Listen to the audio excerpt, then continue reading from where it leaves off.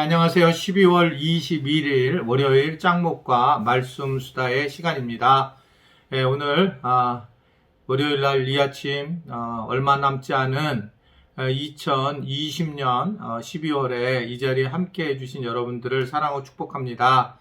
꽤 많은 시간을 짱목과 말씀 수다로 함께를 하게 되었는데 꽤 많은 숫자들이 또 개근도 하셨고 그래서 참 이렇게 함께 나누게 되어서 저도 개인적으로 영광입니다. 사실 처음에는 너무 벅참도 있고 어려움도 있었지만 그래도 역시 피드백이 중요한 것 같습니다. 또 여러 그 행복하고 고맙다는 표현을 하게 돼서 참 감사하고 얼마 전에는 그 부청에 있는 있는 부부 청년부에 있는 남편분이 그 감사하는 그 글을 제가 보게 돼서 굉장히 힘이 됩니다.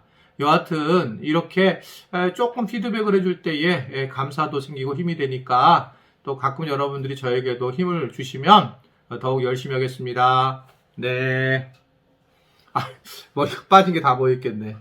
네, 오늘 우리에게 주신 하나님의 말씀은 이사야 9장 8절부터 17절의 말씀. 우리 하나님 말씀을 다 같이 읽겠습니다. 시작. 주께서 야곱에게 말씀을 보내시며 그것을 이스라엘에게 임하게 하셨은즉 모든 백성 곧 에브라임과 사마리아 주민이 알 것이오늘 그들이 교만하고 완악한 마음으로 말하기를 벽돌이 무너졌으나 우리는 다듬은 돌로 쌓고 뽕나무들이 찍혔으나 우리는 백향목으로 그것을 대신하리라 하는도다. 그러므로 여호와께서 르신의 대적들을 일으켜 그를 치게 하시며 그의 원수들을 격동시키시리니 앞에는 아람 사람이요 뒤에는 블레셋 사람이라. 그들이 모두 입을 벌려 이스라엘을 삼키리라. 그럴지라도 여호와의 진노가 돌아서지 아니하며 그의 손이 여전히 펴져 있으리라. 그리하여도 그 백성이 자기들을 치시는 이에게로 돌아오지 아니하며 만군의 여호와를 찾지 아니하도다. 그러므로 여호와께서 하루 사이에 이스라엘 중에서 머리와 꼬리와 종려나무 가지와 갈대를 끊으시리니 그 머리는 곧 장로와 존귀한 자요 그 꼬리는 곧 거짓말을 가르치는 선지자라. 백성을 인도하는 자가 그들을 미혹하니 인도를 받는 자들이 멸망을 당하는도다. 이 백성이 모두 경건하지 아니하며 악을 행하며 모든 입으로 망령되이 말하니 그러므로 주께서 그들의 장정들을 기뻐하지 아니하시며 그들의 고아와 과부를 긍휼히 여기지 아니하시리라. 그럴지라도 여호와의 진노가 돌아서지 아니하며 그의 손이 여전히 펴져 있으리라. 대저 악행은 불타오르는 것 같으니 곧 찔레와 가시를 삼키며 빽빽한 수풀을 살라 연기가 위로 올라가게 함과 같은 것이라. 만군의 여호와의 진노로 말미암아 이 땅이 불타리니 백성은 불의 섭과 같을 것이라. 사람이 자기의 형제를 아끼지 아니하며 오른쪽으로 움킬지라도 줄이고 왼쪽으로 먹을지라도 배부르지 못하여 각각 자기 팔에 고기를 먹을 것이며 므낫세는 에브라임은 므낫세를 먹을 것이요 또 그들이 합하여 유다를 치리라. 그럴지라도 여호와의 진노가 돌아서지 아니하며 그의 손이 여전히 펴져 있으리라. 네, 오늘 말씀을 보면 하나님께서 오늘 이 특별히 8절에 보면 이스라엘에게 말씀을 보내시며 그것을 이스라엘에게 임하게 하셨은즉이라고 말씀이 시작되고 있는 걸 볼 수가 있습니다. 말씀이 참 중요하다. 우리가 뭐 너무 잘 알다시피 이 천지를 만드실 때에도 말씀으로 만드셨고 그래서 이 말씀은 그냥 말로 끝마치는 것이 아니라 어떤 결과와 행동까지 이루어지는 것들을 볼 수가 있습니다. 저도 개인적으로는 그냥 이 말씀을 전하는 자이기 때문에 그 말을 재밌는 거 또는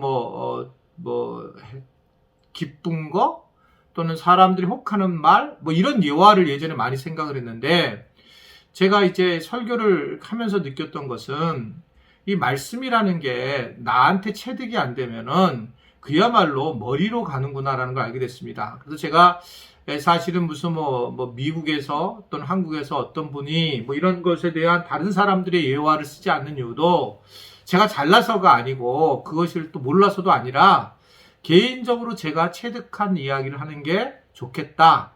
즉 그래야지만 제 안에서 이렇게 말씀이 흘러서 우리 지체들에게 내려갈 수 있다라고 생각을 해서 항상 이제 그런 식으로 말씀을 이제 전하고 준비를 하고 있어요. 자, 이스라엘 백성에게도 이 하나님의 말씀이 임하게 되었습니다. 그런데 그 말씀을 보냈고 임하게 되었음에도 불구하고 오늘 보면 9절에 보면 그들이 교만하여 완악한 마음으로 라고 하는 것으로 얘기하면서 벽돌이 무너졌지만 뽕나무들이 찍혔으니 백향목으로 그것을 대신하고 돌을 쌓고 뭐 이렇게 하나님 앞에 대적하는 그런 모습들을 보이게 됩니다. 실질적으로 많은 이스라엘 백성들에게 그 아람이라든지 블레셋 사람들이 공격을 해도 여호와의 진노가 함께해도 이들은 흔들리지 않는 그런 완악함을 보이게 되는 겁니다. 이 완악함이라고 하는 거, 즉 결국 교만한 마음이라고 하는 것은 바로가 가지고 있었던 마음이죠. 10가지 재앙을 당하면서도 결국 이스라엘 백성들을 내보내지 않으려고 하는 그 마음, 이게 이제 사실은 완악하고 그리고 교만한 마음이다, 이렇게 볼 수 있습니다. 우리가 생각하는 교만과 많이 달라요. 교만이 어떻게 생각하면 조금 자기 생각에 견고해진 마음, 이런 것들이 교만이라는 거죠. 내가 다른 사람들을 비교해서 잘났다 이런 게 아니라 내가 하는 일이 꽤 괜찮은데 내가 참 열심히 해서 했어 라고 하는 것들이 결코 흔들리지 않는 게 이 교만한 마음입니다. 즉 하나님의 뜻에 따르지 아니하고 자기의 생각이 바른 곳으로 가는 것이 교만한 그런 마음이라고 생각할 수가 있습니다. 제일 저도 굉장히 놀랐던 거는 이제 정치라는 걸 전혀 몰랐다가 교회가 커지면서 이제 회의를 하게 되고 무엇인가 이렇게 이제 조직적으로 만들어지면서 이 정치적인 논리, 또 무엇보다 누군가에게 이야기를 하려고 하면, 그 설득을 하려고 하면 이 바탕에 깔려 있는 것이 굉장히 분명한 이유가 있어야 된다라는 것들을 알기 시작을 했습니다. 그러면서 여기에서 이제 가장 그건 맞는 얘기이기도 하지만 커다란 문제가 되는 게 뭘까라고 볼 때에 결국은 사람의 논리 안으로 들어가게 되는 경우를 많이 보게 돼요. 신앙생활이 하고 있고 그리고 하나님의 교회를 세운다고 하는데 세상의 어떤 그 논리를 가지고 그걸 해결을 해야 되는 거, 잘못된 건 아니에요. 그게요, 바른 겁니다.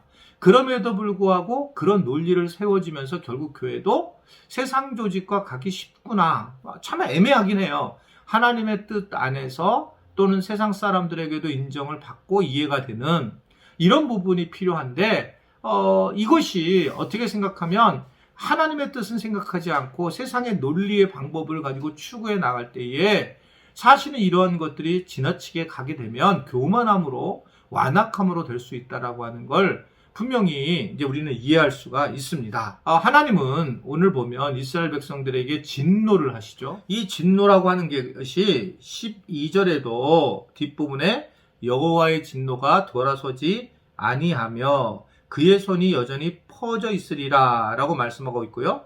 17절에도 보게 되면 뒷부분에 여호와의 진노가 돌아서지 아니하며 그의 손이 여전히 펴져 있으리라 라고 말씀하고 있고, 오늘 읽은 말씀 읽지 않은 내일 읽을 말씀 21절에도 여호와의 진노에 대한 그런 말씀을 하고 있는 걸 볼 수 있습니다. 하나님의 진노, 참 엄청난 거죠. 하나님이 진노를 하셨다, 이런 심각한 상황에 있는 것을 알아야 되고 그것에 대해서 반응을 해야 되는데 이런 모습들을 보이지 않는 그런 이스라엘 백성들의 모습이 오늘 쭉 나와 있는 걸 볼 수가 있습니다. 어떻게 얘기하고 있습니까? 13절의 말씀을 보면 참 이게 너무 슬픈 말씀인데 한번 우리 밑에 쭉 나오는데 읽어볼게요. 시작. 그리하여도 그 백성이 자기들을 치시는 이에게로 돌아오지 아니하며 만군의 여호와를 찾지 아니하도다. 이게 인간의 어떤 모습이라고 하는 걸 이야기를 하고 있는 거거든요.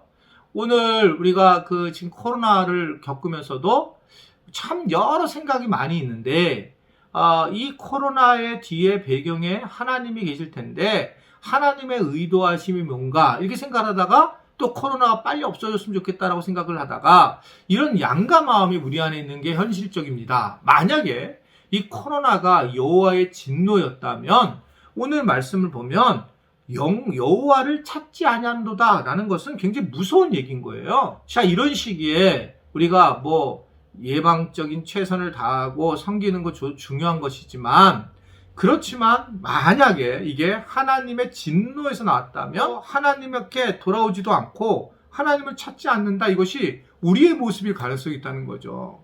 참 심히 두려운 얘기다 이렇게 생각할 수가 있습니다. 결국은 하나님은 그래서 뭐라고 오늘 말씀을 하고 있냐면 하도 말을 안 들으니까 14절에 보면 머리와 꼬리를 갈대를 끊겠다. 머리와 꼬리까지 끊어버리겠다. 이렇게 얘기하면서 머리는 장로, 존귀한 자고 꼬리는 거짓말을 가르치는 선지자다. 라고 하면서 이 둘을 완전히 끊어버리고 그래서 너희를 암흑으로 하나님을 전혀 모르는 그 상황으로 만들 것이다. 이렇게 얘기를 하고 있습니다. 그러면서 16절 말씀 한번 볼게요. 시작.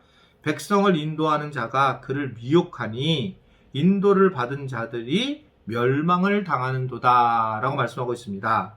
백성을 인도하는 자가 결국 그들이 미혹을 하게 되고 인도함을 받은 자는 멸망을 당한다 이렇게 말씀하고 있는 겁니다. 여러분 백성을 인도하는 자는 즉 말씀을 전하는 자고 하나님의 말씀이 이스라엘 백성들에게 임했는데 그 말씀을 보내시고 임하게 하셨음에 불구하고 그 말씀을 전하는 자가 바르게 전하지 못하고 잘못된 말씀을 전하게 되면 미혹게 된다. 그래서 결국 인도함을 받는 자들은 멸망을 당한다. 이렇게 말씀하고 있습니다. 이게 바울이 그렇게 얘기하죠. 선생이 되지 마라. 가르침을 하는 자가 가능한 되지 마라. 이런 말씀이 왜 그러냐면 이게 두려움이 있기 때문에 그래요. 사실은 목회자로서 가장 큰 두려움은 내가 어떻게 살았느냐도 중요하지만 어떻게 가르쳤느냐도 매우 중요하다 이렇게 볼 수 있거든요.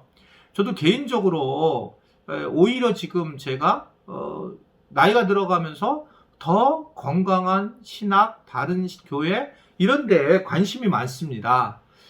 그리고 그 공부를 좀 더 하려고 하는 마음이 많이 있어요. 그게 왜 그러냐면 결국 제가 나이가 들어감에 따라서 판단도 세상적인 판단과 개인적인 판단들 많은 것들이 변화가 일어납니다. 나중에 보게 되면 청년 때하고 달라요.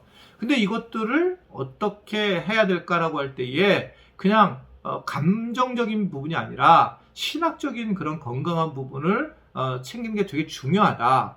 그리고 특별히 제가 이렇게 말씀을 전하고 끌고 가는데 이게 잘못 미혹된 것으로 가게 되면 심각한 문제가 된다는 거죠. 자, 예를 들면 제가 여러분 교회에 지금 옆에 건축을 하고 싶습니다. 건축을 하는데 이 한 가정당 1,000만 원씩 헌금을 하세요. 이게 뭐 잘못된 거 아니에요, 이런 거요. 그런데 만약에 그랬다고 하면서 그러면서 그 다음에 이 1,000만 원 헌금을 하면 이 땅에 하나님의 교회를 세우기 시작을 하면 여러분들 가정에 3,000만 원 또는 6,000만 원 그다음 뭐죠? 1억? 이 상황이 생길 것입니다. 하나님 그런 복을 주실 것입니다. 라고 만약에 얘기했다면 이런 것들이 굉장히 미혹하고 특히 하나님의 복에 대해서 잘못 알려주는 그런 상황이라는 겁니다. 아무쪼록 이런 부분들을 잘 이해를 하셔야 되고 그래서 목회자들 위해서 기도를 해줘야 되고 또 제가 바른 생각을 가지고 갈 수 있도록 마지막까지 목회를 잘 달릴 수 있도록 함께 옆에서 도와주고 깊이 기도하고 또 격려해 주시면 감사하겠습니다. 오늘은 12월 우리가 20일인데 끝나면서 제가 기도하지 않고 여러분들이 저를 위해서 잠깐이라도 기도해 주는 그래서 말씀을 제대로 전하는 자로 쓸 수 있도록 함께 여러분들이 기도해 주는 그런 시간이 되었으면 좋겠습니다. 다 같이 기도하시겠습니다.